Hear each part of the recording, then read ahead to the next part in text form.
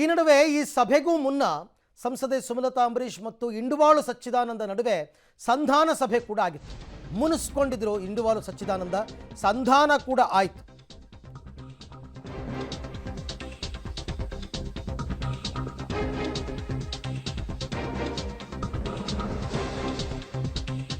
ಇಂಡುವಾಳು ಸಚ್ಚಿದಾನಂದ ಬಿಜೆಪಿಗೆ ಸೇರ್ಪಡೆಯಾಗಿದ್ದಾರೆ. ಜೊತೆಗೆ ಕಳೆದ ಬಾರಿ ಶ್ರೀರಂಗಪಟ್ಟಣದಲ್ಲಿ ಸ್ಪರ್ಧೆ ಕೂಡ ಮಾಡಿದ್ರು.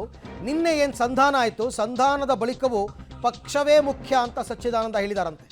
ಮೈತ್ರಿ ಟಿಕೆಟ್ ಅನ್ನು ನೀವು ಪಡ್ಕೊಂಡು ಬಂದರೆ ಸುಮಲತಾ ಅವರಿಗೆ ಸಚ್ಚಿದಾನಂದ ಬೆಂಬಲ ಕೊಡ್ತಾರೆ.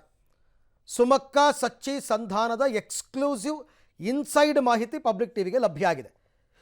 ಸಚ್ಚಿದಾನಂದ ಅವರು ಹೇಳಿರ್ತಕ್ಕಂಥದ್ದು, ನೀವೇನಾದರೂ ಪಕ್ಷೇತರರಾಗಿ ನಿಂತರೆ ನಿಮಗೆ ನನ್ನ ಬೆಂಬಲ ಇಲ್ಲ,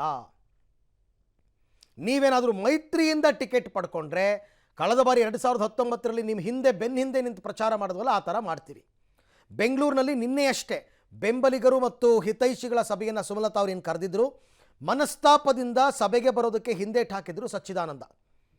ದರ್ಶನ್ ಮುಖಾಂತರ ಇಂಡುವಾಳು ಸಚ್ಚಿದಾನಂದ ಅವರನ್ನ ಸಭೆ ಕರೆಸ್ತಾರೆ. ದರ್ಶನ್ ಮನವಿ ಮೇರೆಗೆ ಸಭೆಗೆ ಆಗಮಿಸಿದ್ರು ಇಂಡುವಾಳು ಸಚ್ಚಿದಾನಂದ. ಸಭೆಗೂ ಮುನ್ನ ರಾಕ್ಲೈನ್ ವೆಂಕಟೇಶ್ ದರ್ಶನ್ ಸಮ್ಮುಖದಲ್ಲಿ ಸಂಧಾನ ಯತ್ನ ಆಯಿತು. ಅವ್ರು ಹೇಳಿದಾರಂತೆ, ಕಡ್ಡಿ ತುಂಡಾದಂಗೆ ನೀವು ಮೈತ್ರಿ ಅಭ್ಯರ್ಥಿ ಆದರೆ ನಿಮಗೆ ಬೆಂಬಲ, ಇಲ್ಲ ಅಂದರೆ ಇಲ್ಲ ಅಂತ ಹೇಳಿದಾರಂತೆ. ಈ ಬಗ್ಗೆ ಮತ್ತಷ್ಟು ಮಾಹಿತಿ ನನ್ನ ಕೊಲೀಗ ರೋಹಿತ್ ಅವರಿಂದ ಪಡೆಯೋಣ. ರೋಹಿತ್, ಇಂಡುವಾಳು ಸಚ್ಚಿದಾನಂದ ಅವರಿಗೆ ಈ ಮನಸ್ತಾಪ ಶುರುವಾಗಿದ್ದು ಯಾವಾಗ? ಪದೇ ಪದೇ ಸಂಧಾನ ಮುರಿದು ಬೀಳ್ತಾ ಇದೆ. ಈಗಲೂ ಹೇಳಿದಾರಂತೆ, ಮೈತ್ರಿ ಅಭ್ಯರ್ಥಿ ಆದರೆ ಮಾತ್ರ ನಿಮಗೆ ಸಪೋರ್ಟ್ ಮಾಡ್ತೀನಿ, ಇಲ್ಲಾಂದರೆ ನನಗೆ ಪಕ್ಷನೇ ಮುಖ್ಯ ಅಂತ. ಪರಿಸ್ಥಿತಿ ಯಾಕೆ ಹೀಗೆ ಬದಲಾಯಿತು ಅಂತ? ಅರವಿಂದ್, ಕಳೆದ ಲೋಕಸಭಾ ಚುನಾವಣೆಯಲ್ಲಿ ಸುಮಲತಾ ಅವರ ಬೆನ್ನಿಗೆ ನಿಂತಿದ್ದವರು ಕೂಡ ಸಚ್ಚಿದಾನಂದ ಅವರು ಈ ಭಾಗದಲ್ಲಿ ಸಾಕಷ್ಟು ನಾಯಕರನ್ನ ಒಗ್ಗೂಡಿಸಿಕೊಂಡು ಚುನಾವಣೆಯನ್ನು ಕಳೆದ ಬಾರಿ ಮಾಡಿದ್ರು.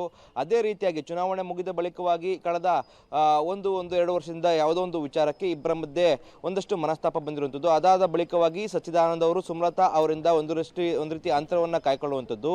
ಇದಾದ ನಂತರವಾಗಿ ಒಂದಷ್ಟು ವೇದಿಕೆ ಕಾರ್ಯಕ್ರಮಗಳಲ್ಲಿ ಕಾಣಿಸ್ಕೊಳ್ತಾ ಇದ್ರು. ಆದರೆ ಮೊದಲಿದ್ದ ಬಾಂಧವ್ಯ ಅವರಿಬ್ಬರ ಮಧ್ಯೆ ಇರಲಿಲ್ಲ. ನಿನ್ನೆ ನಡೆದಂಥ ಸಭೆಗೂ ಕೂಡ ಸಚ್ಚಿದಾನಂದ ಅವರಿಗೆ ಆಹ್ವಾನವನ್ನು ನೀಡಲಾಗಿತ್ತು. ಆರಂಭದಲ್ಲಿ ಸಚ್ಚಿದಾನಂದ ಸಭೆಗೆ ಹೋಗೋಕ್ಕೆ ನಿರಾಕರಣೆ ಮಾಡಿದ್ರು. ಬಳಿಕವಾಗಿ ದರ್ಶನ್ ಅವರು ಸಚ್ಚಿದಾನಂದ ಅವರನ್ನ ಮನವೊಲಿಸಿ ಸಭೆಗೆ ಬರುವಂತೆ ಕೇಳಿಕೊಳ್ತಾರೆ. ಇದಾದ ಬಳಿಕವಾಗಿ ದರ್ಶನ್ ಅವರ ಕೋರಿಕೆ ಮೇರೆಗೆ ಸಚ್ಚಿದಾನಂದ ನಡೆದಂಥ ಸಭೆಗೆ ಹೋಗಿರುವಂಥದ್ದು. ಬಳಿಕ ಅಲ್ಲಿ ಮೊದಲಿಗೆ ಅವರ ಒಂದು ಸಂಧಾನ ಕೆಲಸ ಕೂಡ ಆಗುವಂಥದ್ದು. ಅಂದ್ರೆ ತಾವು ಆಗಿದ್ದೆಲ್ಲ ಮರೆತು ಮುಂದಾಗುವಂಥ ಕೆಲಸಗಳನ್ನು ನೋಡ್ಕೋಬೇಕು ಅನ್ನೋ ನಿಟ್ಟಲ್ಲಿ ಒಂದು ರೀತಿಯಾಗಿ ಮನವರಿಕೆ ಮಾಡ್ಕೊಳ್ಳೋಕ್ಕೆ ಪ್ರಯತ್ನ ಪಡ್ತಾರೆ ದರ್ಶನ್ ಮತ್ತೆ ಅಲ್ಲಿದ್ದಂತಹ ಒಂದಷ್ಟು ಗಣ್ಯರು. ಇದಾದ ಬಳಿಕವಾಗಿ ಸಚ್ಚಿದಾನಂದ ಅವರು ಸ್ಪಷ್ಟವಾಗಿ ಹೇಳಿರುವಂಥದ್ದು, ನಾನು ಸುಮಲತಾ ಅಂಬರೀಷ್ ಅವರು ಬಿಜೆಪಿಯ ಮೈತ್ರಿ ಅಭ್ಯರ್ಥಿ ಆದರೆ ನಾನು ಸಂಪೂರ್ಣವಾಗಿ ಸಪೋರ್ಟನ್ನು ಮಾಡ್ತೀನಿ.